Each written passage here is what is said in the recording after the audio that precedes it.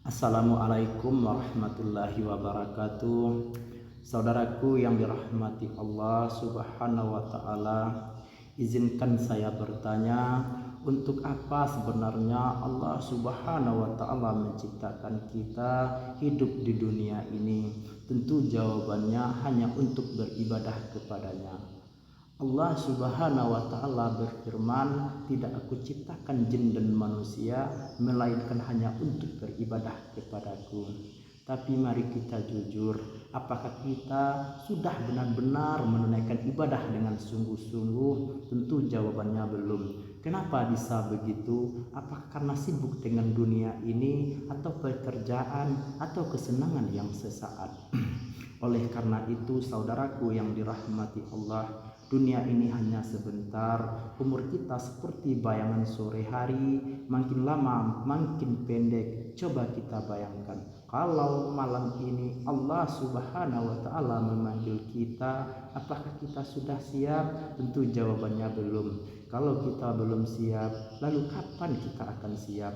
Kalau bukan sekarang, kapan lagi? Sholat kita kadang masih terburu-buru, Al-Quran jarang kita baca, zikir kita kalah dengan keluh kisah kita. Padahal semua itu yang akan menjadikan penerang di dalam kubur kita.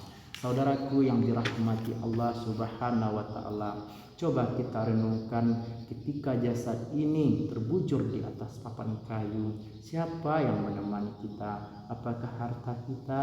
Tentu jawabannya tidak. Apakah anak-anak kita? Tentu jawabannya tidak.